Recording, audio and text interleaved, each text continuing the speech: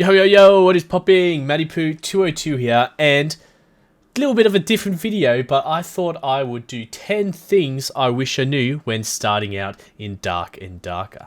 Now, this has some tips and just some quality of life improvements. And no, this is not just for beginners. If you are an experienced Dark and Darker player, you might learn something new from this video. So, without further ado, let's get into the video. Starting with number 10.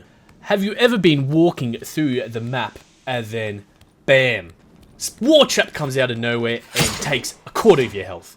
Well, believe it or not, if you look down at the lower right at your map, you will notice little spikes on the map, and they're not super accurate, but however, they do tell you enough information to expect when there is a cheeky little war trap waiting to stab you. Number 9. PvE in this game is absolutely unforgiving.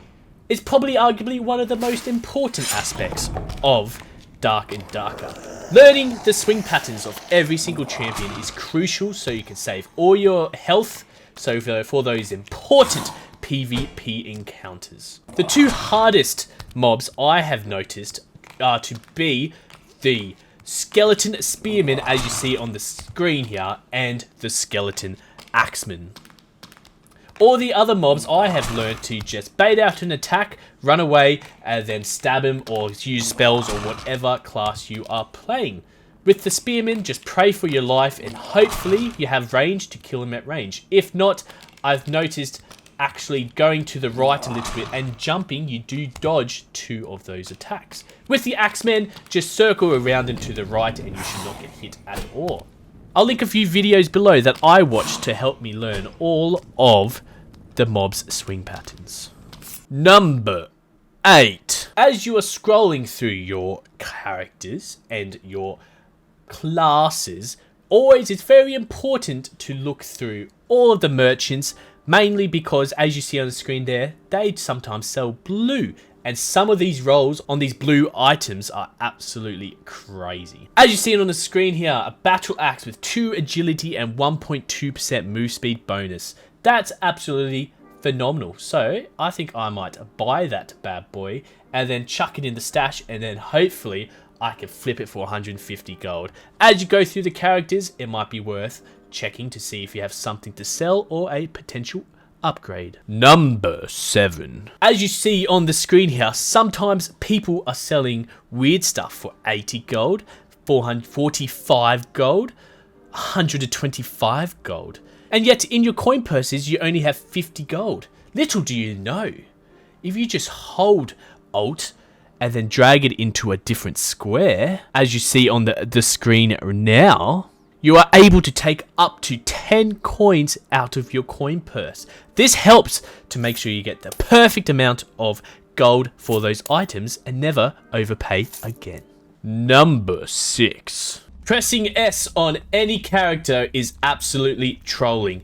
As you see on the screen here, my movement speed is 306. As soon as I press S, it goes down to 184. That's basically half, and it's atrocious. That will allow those pesky barbarians and fighters to hit you with those longer weapons.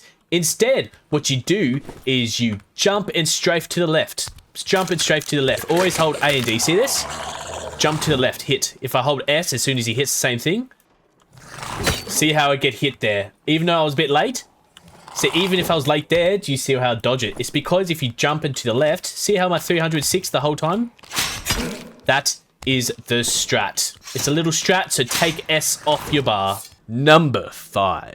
If you're ever in a intense PvP scenario, or the circle's closing, and you know there's a pesky little rogue hiding around, a little trick when opening up these portals, as you see on the screen here, the scroll faces a certain way. Whichever way the scroll is facing, that is the way the portal is open.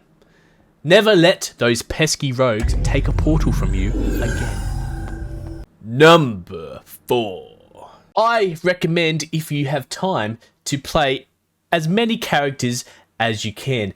This will allow you to know the strengths and weaknesses of every class. As you see here, have a level 15 rogue, level 20 wizard, level 13 ranger, level 16 cleric, level 15 warlock, and these two are just funny characters.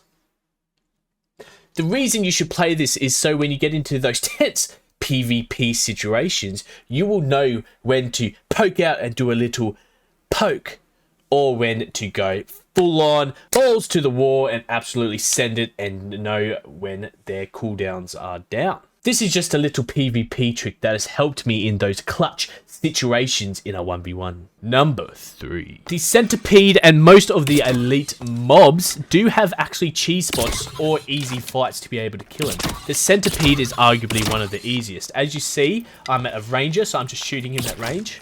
You'll see shortly how to actually defeat the centipede in melee. As you see, when it attacks, you just strafe to either side, and you just rinse and repeat. The best way, if he ever does his spit, he does a purple spit. The best way I found to dodge it is to run straight forward at his tail, and you'll dodge it 9 times out of 10. I will link some other videos of cheese spots for other elite mobs. Here is another elite mob that I will show you the cheese of. It is the worm. Very easy fight. When you are in melee, all you need to do is dodge to the right when he does his forward attack, and then he might do his swing attack, and all you need to do is jump over it. I didn't jump over it that time, however, he doesn't do damage. When he spits, you run away. And then he'll pop back up, and then you just shoot him multiple times until he is dead.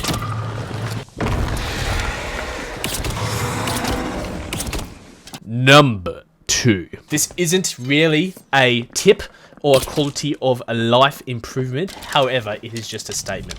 Level 1 rogues with no gear hiding in the shadows are absolute rats. As you've seen on the screen here, I saw one below me, and what I could do is literally open up the portal like I'm doing now and run through it. However, those rogues have killed me too many times when I have been geared.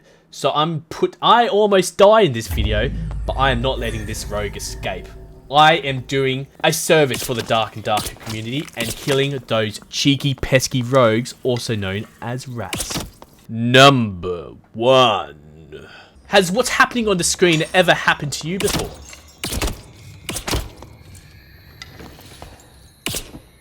Well, if it has, and I most certainly think it has because it's happened to me multiple times, I have a little trick for you. As you see on the screen here, I am putting down a trap. I'm going to close the door, and now what I can do is poke my head through the door, pretend I'm a different player, and I can see there's a trap on the other side. This has saved me countless times before. I do hope you all enjoyed this video, and I do hope you all have learned something from it. If you have learned something, can you please leave a like and subscribe, and comment down if you want more videos like this. But as always, I will see everyone in the next video. Ciao, ciao.